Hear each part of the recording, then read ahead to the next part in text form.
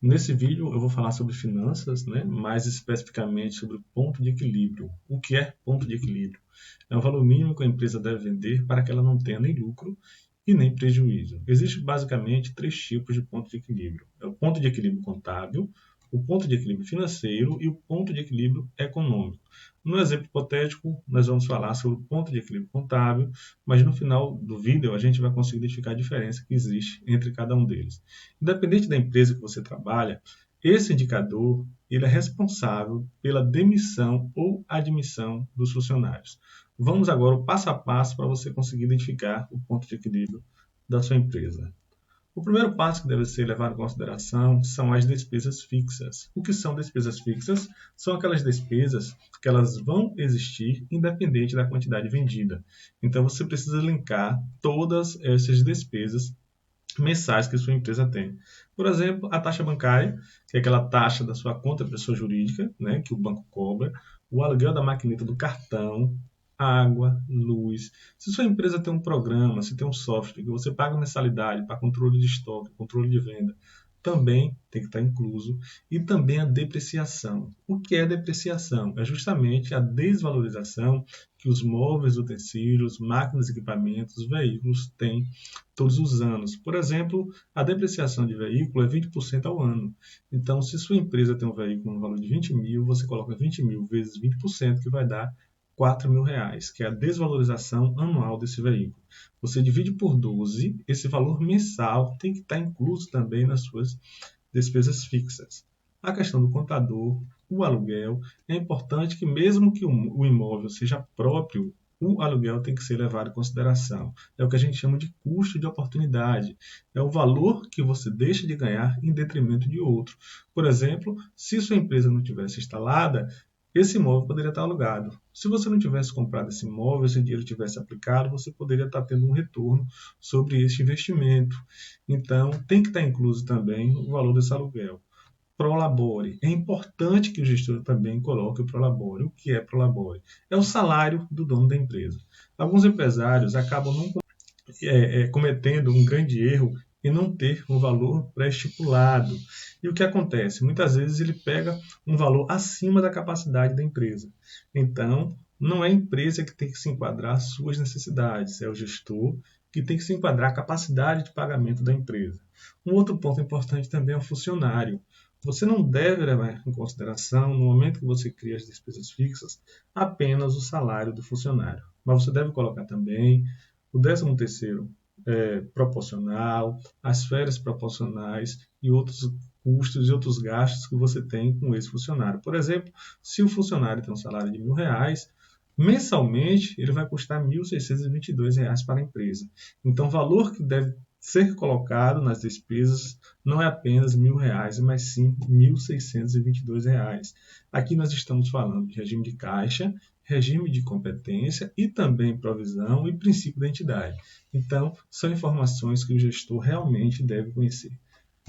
A segunda etapa é você verificar qual é o faturamento da sua empresa. Nesse exemplo, o faturamento da empresa é de R$ 40 mil, o custo do produto vendido é de 25 mil, então a margem bruta de contribuição é de 15 mil reais. A gente precisa identificar em percentuais, né, quanto 15 mil representa de 40 mil. Você pega igual esse exemplo que eu coloquei aqui em cima. 15 mil reais, divide por 40, dá 0,375. Em seguida, você multiplica por 100, que vai dar 37,50%. Essa é a margem bruta de contribuição em percentuais. Nesse exemplo, o markup que essa empresa coloca é 60%. No próximo slide, a gente vai falar justamente sobre markup e o que é markup. Na terceira etapa, a gente precisa identificar o índice da margem líquida de contribuição. Mesmo a gente encontrando, né, a margem bruta, nós precisamos deduzir outros percentuais. Por exemplo, comissão, o imposto que você tem que pagar quando você vende algum produto. Nesse exemplo, eu coloquei 6%. A taxa de cartão, que é o valor que a operadora de cartão cobra. Então, quando você pega 37,50%, menos 2% da comissão, menos 6% dos impostos, menos 3% da taxa do cartão, o índice da margem líquida de contribuição é 26,50%. Você deve ter cuidado sobre markup. O que é markup? Por exemplo, se você compra um produto de R$10 e você bota 60% sobre o custo desse produto, isso não é margem de lucro, isso é markup. Alguns gestores acabam cometendo esse erro, achando que quando ele pega um percentual e coloca sobre o custo do produto, ele chama de margem de lucro. Nesse exemplo mesmo, a empresa compra um produto por R$10, ele vende esse produto por R$16, o markup é de 60%. Quando você deduz 2% de comissão, quando você deduz 6% do imposto, quando você deduz 3% da taxa de cartão, a sua margem de contribuição é de 26,5%, ou seja, a sua margem de lucro é de 26,5%.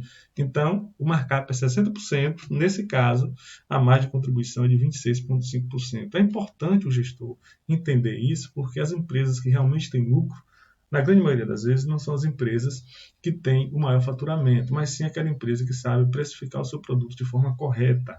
Então, identificar a forma de precificar seu produto é imprescindível para uma empresa que quer ter sucesso e ter uma boa saúde financeira. A quarta etapa é justamente a gente conseguir identificar qual o ponto de equilíbrio contábil da empresa. Nesse caso, a gente pegou aquelas despesas fixas, né, que na literatura a gente encontra também como custo fixo, que era R$ 11.140, e dividiu pela margem líquida de contribuição, que foi 26,5%. Nós encontramos o valor mínimo que essa empresa deve vender, que é R$ 42.037,73. No entanto, essa empresa vendeu 40 mil, ou seja, ela vendeu R$ 2.037 abaixo do valor mínimo que ela deveria vender. E quanto foi o prejuízo que essa empresa teve? Ou seja, basta você pegar 2.037 e multiplicar pela margem de contribuição, que foi 26,5%, que vai dar menos R$ 539,80. Em outras palavras, a empresa trabalhou o mês todo e teve um prejuízo de R$ 539. Como eu havia comentado, qual é a diferença que existe entre o ponto de equilíbrio contábil, o ponto de equilíbrio financeiro e o ponto de equilíbrio econômico? O ponto de equilíbrio contábil foi esse exemplo que a gente acabou de verificar. O ponto de equilíbrio financeiro tem uma pequena diferença, que a gente vai retirar das despesas fixas a depreciação, mesmo sabendo que em algum momento a empresa vai ter que ter essa despesa, né? Nesse caso, como ela não teve o desembolso nesse mês específico, então a gente vai retirar a depreciação e pega as despesas fixas, menos, nesse exemplo, R$ 700, divide pela margem de contribuição, que foi 26,5%, que a gente vai achar um determinado valor. Já no ponto de equilíbrio contábil, econômico, a gente pega o custo fixo e acrescenta o lucro desejado e divide também pela margem de contribuição, que a gente vai achar o menor valor que a empresa deve vender para ter o lucro que ela desejou. Na prática, como é que funciona? Como nós vimos no exemplo, né, o ponto de equilíbrio contábil, o prejuízo que essa empresa teve foi de R$ 539,80. Já no ponto de equilíbrio financeiro, o lucro dessa empresa foi de R$ 160. Agora, como é que a gente calcula o lucro? É o valor que passar do ponto de equilíbrio? Não. Por exemplo, a empresa vendeu 40 mil. O ponto de equilíbrio financeiro dela é 39.396. Então, você pega 40 mil, deduz 39.396, o valor que sobrar, você multiplica por 26,5%. O valor que der foi o lucro que a empresa teve. Então, esse aqui é o ponto de equilíbrio financeiro. Já no ponto de equilíbrio econômico, você pega os custos fixos da sua empresa, né, que é as despesas fixas, como eu comentei, mais o lucro desejado, que nesse exemplo foi R$ 2.000, e divide por 26,5%, que vai dar R$ 49.584. Ou seja, quando essa empresa vender R$ 49.584, ela vai conseguir pagar todos os custos da mercadoria vendida, vai conseguir pagar a comissão, vai conseguir pagar os impostos, vai conseguir pagar a taxa do cartão, o custo da mercadoria vendida, e vai lhe sobrar exatamente R$ 2.000. Então, se você tiver qualquer dúvida, aqui embaixo a gente tem um link, você pode falar direto comigo para que eu possa te ajudar. Esse é o ponto de equilíbrio financeiro, eu espero que ajude a segurança e a saúde financeira da